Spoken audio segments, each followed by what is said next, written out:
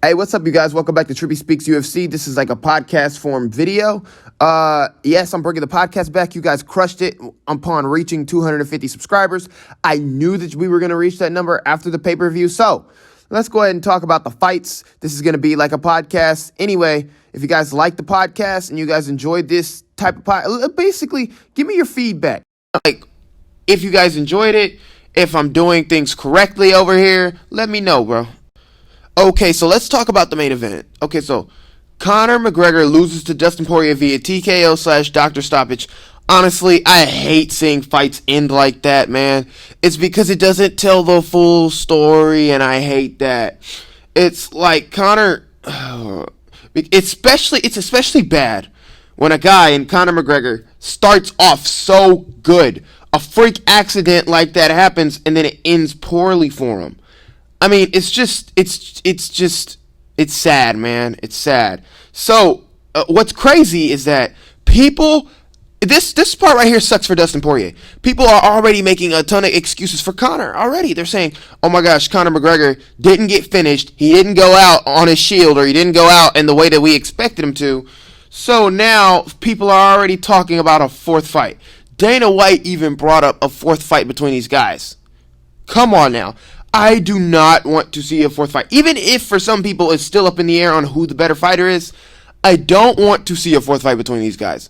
Honestly, and I think Dana White is going to backtrack on these words once Conor McGregor does heal up.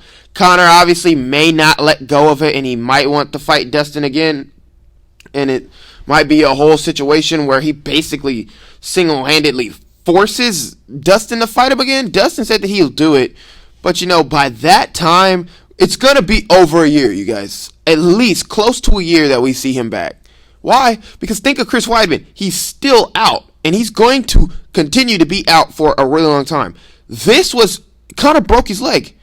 It may have not been just as big as a break, but it was still a leg break. Okay? So, I don't see Conor coming back anytime soon. He's going to be gone for a while. So, I know a lot of people are going to start missing McGregor, but I think by that time he comes back, the landscape of 155 is going to change, and it's going to change pretty big, because Dustin, he's going to fight for the undisputed title now. He's going to go fight for the undisputed title while Conor's out, and in my opinion, not trying to be, I'm a Conor fan, but I also like Dustin. I do like Dustin, but I'm more of a McGregor fan, sure, I'll admit it. But I do think Dustin is going to go and lose to Charles Oliveira. And it's just that I thought that if Conor was to win, I thought that he would be the best chance. He has a better chance of beating Oliveira. Why? Because I believe that fight is 50-50, because if it stands on the feet too long and Conor catches Oliveira, he's going to put him out. Oliveira stands with his chin high, and he doesn't move his head, and he's timid. Just like Conor said, he's timid. He backs up, and he's scared. I believe that he would have crumbled under the pressure, under the magnitude of this fight. I feel like Charles Oliveira would have crumbled under that pressure and probably ate one or two from Conor, and I believe that one or two from Conor to the chin of Oliveira, I believe that Conor would have put Oliveira out. But I also believe that the moment that fight touched the ground, it is over. So you know what I mean? It was pretty 50-50. But with Dustin Poirier and Charles Oliveira, it's not the same type of danger. Because Dustin he has good power, and he can knock you out with one punch. But Dustin has bad entries, he still has bad entries. And then on top of that, he doesn't have that power that Conor has, where it's a one-shot hitter-quitter, And so, it's a lot that goes into that. It's a lot that goes into it. But I do want to see that fight next. Sorry if I'm sniffling. My nose is stuffed up. I don't know why. But anyway.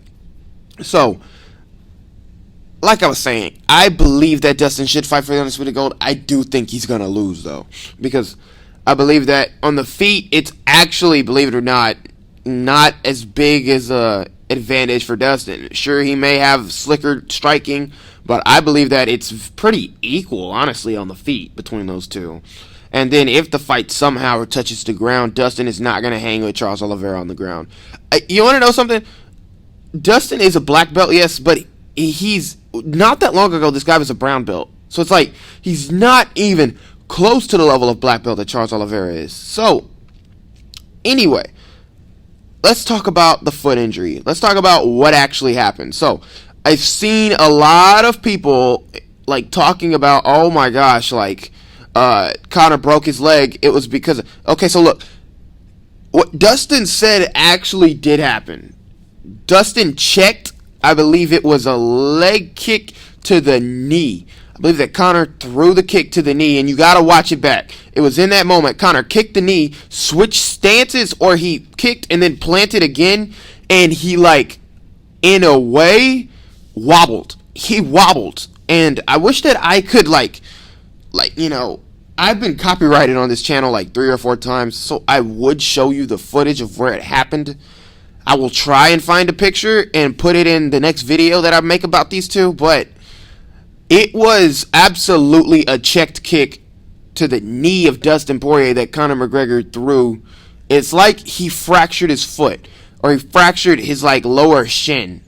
And Conor went to plant back, and then he wobbled a little bit. He wobbled just a little bit. And so he then threw more kicks after that and was defending takedowns, but it was fractured, and it was clear that Conor was in pain. And it was also a moment where they were up against the cage and they were clinched up right before Conor went for the guillotine. And Conor's foot was like red, like his leg was red. And so basically, man, it's crazy to me that that is when the tide changed. Conor's movement was then limited because his leg was fractured. Dustin landed a big punch, rocked Conor McGregor. They then was about to start trading, and Conor clinched up. I was actually proud of him there. I didn't think he should have shot for a takedown, but I believe he should have clinched up because that was his mistake last time when he got finished in the second round last time, is that he was focused too much on his head movement trying to get out of that situation, and the truth is that he wasn't going to get out of that. But the kicks and the, oh my gosh, it's so frustrating because the kicks was working. It was the way Conor was fighting early was working. It was what we were telling him he needed to do. He came out and did it, and he was finding success with it. I said in my breakdown about this video the teep kick needed to return. Conor threw about 3 or 4 teep kicks, and Dustin felt every single one of them. Every single one. The leg kicks. I was so happy that Conor was throwing leg kicks, teep kicks, and spinning kicks to the body. Because Dustin, that right there was going to pay dividends when Dustin would have tried to pour it on late, you know? If Conor could have damaged that leg enough, he could have stopped the takedowns of Dustin, and he could have stopped him from pouring it on late, because let me tell you, you can't apply the same amount of pressure that you can whenever you have a dead leg. That is the truth. Or a dead body, honestly. I mean, well, like a worn down from the kicks body. I don't. Anyway, you get what I meant. So, as for what's next for these guys? Oh my gosh. So, Conor, like I said, Dustin's gonna go fight Oliveira. He might lose to Oliveira, and then what I think is gonna happen if Dustin loses to Oliveira, Conor's probably gonna come back. He might either try to fight Dustin again. The UFC might not let it happen, because I mean, if Conor loses to Dustin 3 times in a row, dude, come on. Like, then it's like, then you can't make any more cases for him. But I think what they're going to do is, what's crazy is that I can still see Conor in a title picture. That is the most insane about it, is that Conor is still talked about in terms of the title. Why? It's because the way he lost, it's going to bring up excuses. Conor did so good up until his foot broke. Oh my gosh, I can already hear it. And then, just on top of that, Conor is probably going to fight somebody like Dos Anjos, or he's probably going to fight like Nate Diaz. And I don't know about you guys, but him fighting Dos Anjos is probably just as bad as a matchup as him versus Dustin. Literally, Dos Anjos and Dustin has very similar styles in terms of where they are. It's like, okay, Rafael Dos Anjos has decent takedowns, good jiu-jitsu, good kicks. He's a better kicker than Dustin. And some may say a better striker than Dustin. But I believe that their striking goes hand in hand. I believe that Rafael may be faster, but he's a little more wilder and sloppy with his boxing. Dustin's more crisp with his boxing, but he's a little slower, you know. And RDA just has better kicks, man. Dustin can set up shots better. RDA can sometimes get into tenacious brawls and put his head down and just swing. And Dustin does the same thing, but it's like his boxing is just clearly better, you know. And so RDA, though, is a better kicker. So that is possibly just as bad. If Conor can beat RDA, he can beat Dustin. It's just that he has to stay calm, because in this fight, it was, the kicks just, he spammed a bunch of kicks, ultimately leading to his leg getting fractured. And, that may have happened. But the boxing, it's like as if he wasn't used to his karate stance anymore. He did so much traditional boxing training. It's just that whenever he then tried to make it more of a kickboxing match this time, he looked just a tad off. He looked just a tad, almost as if he wasn't used to it. But what I did like from him is that anytime he got into the boxing range with Dustin, he switched orthodox, just so it'd be easier for him to check that kick. That was really smart from him. But whenever he got connected on, Conor was in the orthodox stance. So, when that big punch landed, so his defense from the orthodox stance, which is something that I had a little bit of suspicion with, his defense from the orthodox stance isn't the same. It's not very good as if it is from the southpaw stance. So, but it neutralizes that kick, and it switches things up on Dustin, and it made him a little confused. But ultimately, the big punch landed. Conor tried to shoot for a guillotine, which I thought was absolutely ridiculous. He should have just defended the takedown, man. That's frustrating. And then it was a mistake.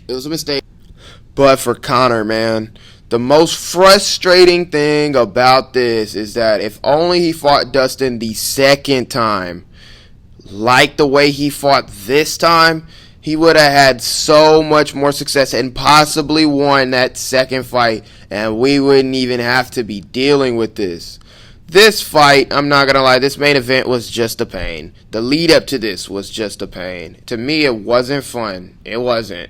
Why? Because there was a bunch of talks about wives, donations, all these things. Okay, so I don't know what you guys think, but for the $500 donation thing and Dustin Poirier coming out there and airing the dirty laundry like that he was wrong for that. He was absolutely wrong for that. But Conor was even more wrong, bringing up Dustin's wife for trash talk and all this kind of. I understand he was trying to get Dustin mad, but it seemed like Conor was just getting himself more angry, more riled up than Dustin. But what it showed me is that whenever Dustin did take Conor to the ground, he was trying to pound his face in and expending all of that energy. Is that it absolutely did get to Dustin's head. It did. And Dustin didn't shoot for a takedown. Conor did. And so it clinched him up, and then Dustin was like, I'm going to take him down. So what it is that the trash talk did get to Dustin. It did throw Dustin off his game a little bit, because Dustin was very comfortable trying to swing and knock Conor out. So that is just the truth. Conor got landed on with that big punch. Conor is not a good brawler at all. He strives in the technical aspect of the fight. And so, yeah, there's that. So, like I said, what's next for these two? Honestly, what I see next is Conor's probably going to fight Diaz for the third time or fight RDA. Truth. Or he fights all three. And so, what's crazy is that I actually see more longevity in Conor's career than I do in Dustin. So I think that Conor's probably going to fight Diaz. He's probably going to fight, what's his face? Tony Ferguson, possibly? Or he might fight RDA after Diaz. I don't know.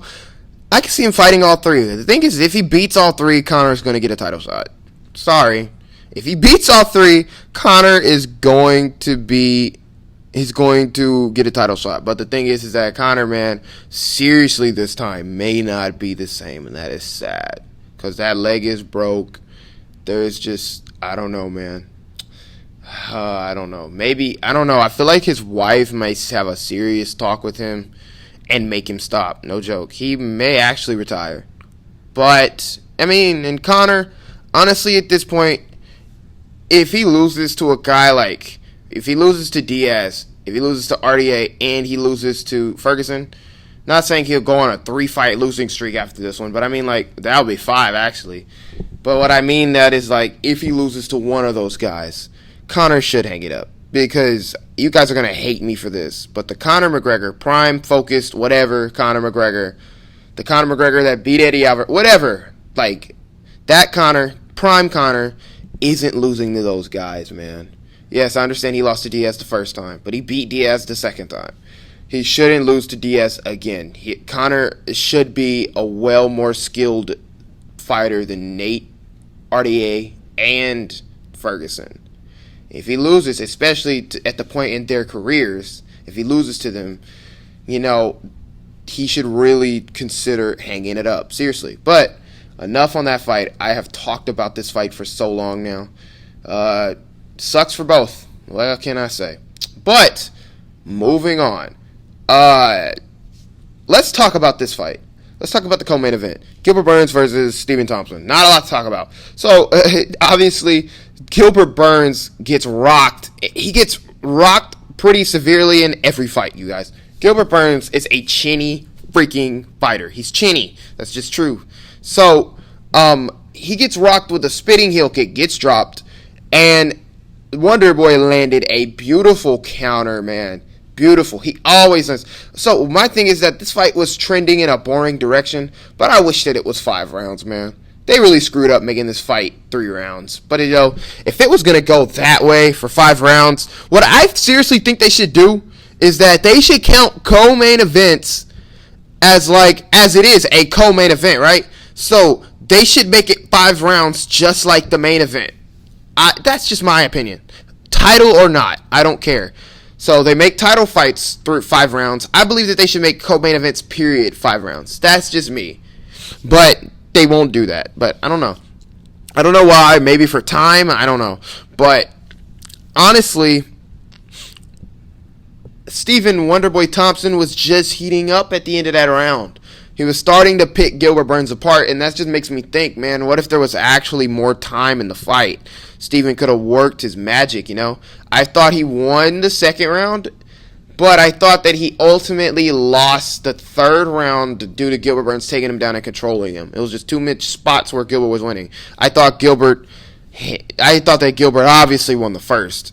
So I believe that Gilbert won the first and the end of the third, securing him the victory. There wasn't much to say. Gilbert Burns' stock honestly went down in this fight, so he's not going to get a title. He's probably got to win 2 more fights to get a title fight.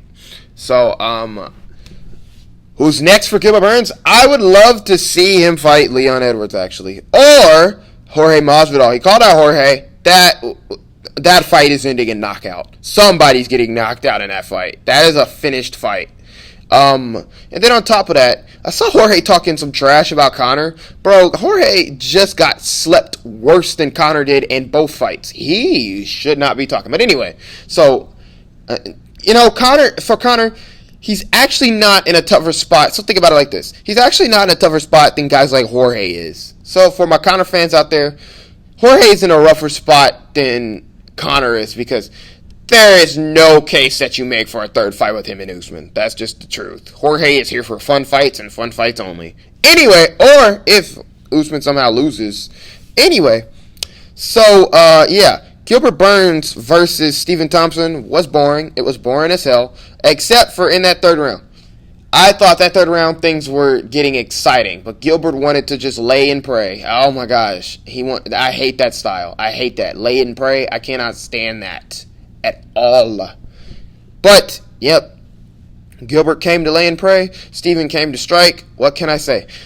This did show me that Stephen Thompson cannot beat Kamaru Usman. He is not active enough. He was too patient. I understand he didn't want to get slept, but the thing is that the knockout fear is going to be in that same fight with Usman. He's just too inactive, too patient, too inactive.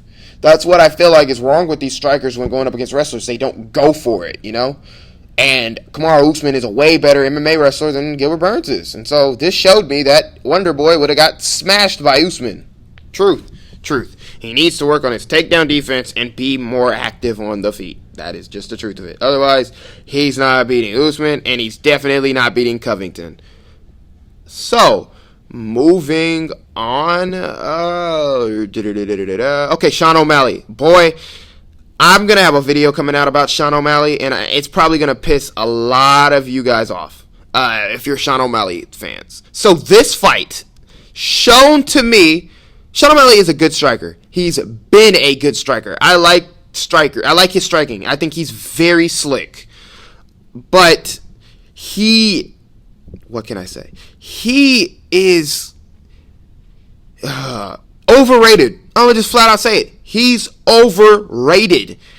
The guy, I just don't get why. The UFC, okay, the fight falls out with Luis Smolka, which I believe that Sean O'Malley was probably going to finish that dude.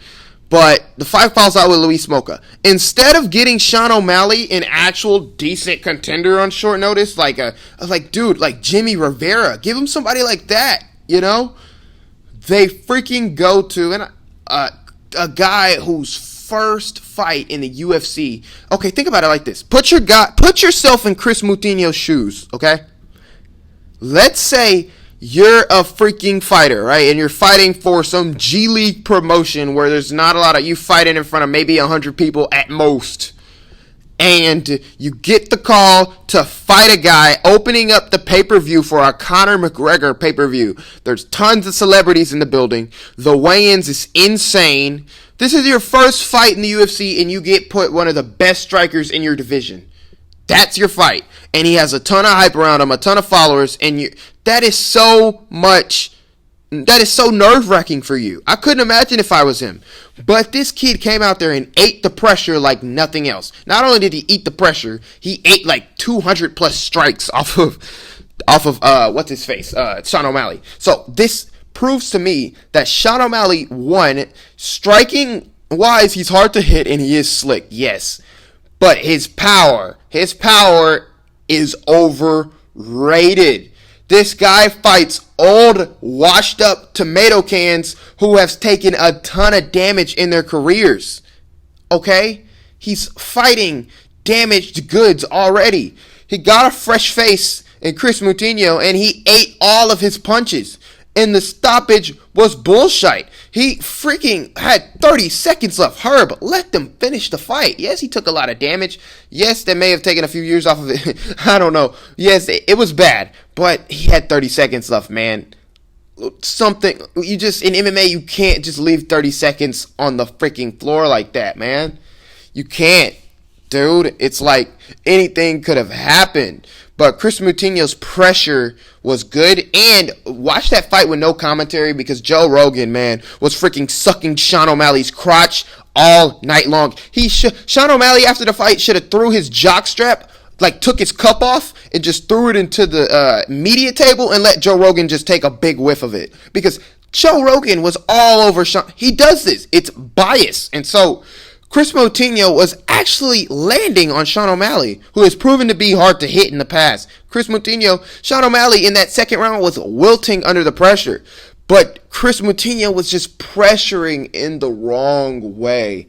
I don't know much about his style. But if he would have clinched up, probably pulled that head of Sean O'Malley, made it a dirty fight instead of a crisp striking match where you're just walking him down, basically being a punching bag with eyeballs and legs for that point, like for the majority of the fight. If he would have grabbed the egg, grabbed those arms, made Sean O'Malley work, maybe shot for a few takedowns, made it an MMA fight, he would have had so much more success, and we possibly could have been seeing an upset, man. This proved to me that Sean O'Malley's going to have problems going 5 rounds with other guys, with other vets. He called out Dominic Cruz. He called out Cody Garbrandt. Called out Peter Yan. Could you imagine what Peter Yan would have did to Sean O'Malley in this fight last night? Could you have imagined? But he's not ready for those guys, man. He's not even ready for Cody Garbrandt. He's not. I think that Cody Garbrandt, if he switches it up and doesn't fight like an idiot, I think that Cody Garbrandt would tool Sean O'Malley. Tool him. I don't think that O'Malley can go 5 rounds under that type of pressure. But I have a video coming out about him on why this guy is so overrated. So stay tuned for that. Ryan Hall. Let's talk about the other few. I'm gonna go ahead and do a speed round with these two fights. Ryan Hall versus the other guy. I forgot his name. I'm sorry. Was just crazy to watch. I mean, how many rolls do you... Obviously, the guy doesn't fall for it the first 3 times you throw it, so sure, why not? Throw it like 20 more times and just hope and pray that he falls for it this time? Oh my gosh, it's just stupid. He deserved to get knocked out the way he did. That was crazy. And that also, Ryan Hall might not have a good chin, man, because he got knocked out by hammer fists, and that's just... He wasn't even elevated when he was throwing them. He was in the guard almost and got knocked out by the hammer fists. Oh my gosh, that fight was frustrating. What was more frustrating was Nico Price versus Michel Pereira. Michel Pereira is freaking garbage truck juice. Yes, I stole that line from somebody. That guy, man, not only did he get tired, that dude, he explodes, throws everything into those backflips and all that. To me, it's not even necessarily his gas tank. Yes, it's bad, but he's just not a smart fighter. He just doesn't fight smart. And so Nico Price was even more frustrating because Nico Price, man, he was swinging like my freaking dad out there, man. That guy is so slow, and he had no pop. I don't know what was wrong. Maybe he was gassing out. I have no idea, man. But it was frustrating because I wanted him to pour on the pressure, but man, those strikes were coming at like 2 miles an hour. He wasn't knocking out anybody with that. Michel Pereira ended up winning. The crowd ended up booing him, rightfully so. That fight was garbage truck juice, like I said. Anyway, if you guys enjoyed the podcast, leave me a like and leave me a comment. Please let me know that I'm doing something right. It may not do as many views, and I understand that because it's a podcast. But, and it's one of my first ones. So, let me just know what you guys think of it. We got a whole bunch of bangers coming out this week. No more low-quality videos, I promise. I know I've promised this before, but I mean it this time, okay? So, I'll see you guys in the next video. Possibly tomorrow I'm dropping. So, I'll see you guys tomorrow in my next video.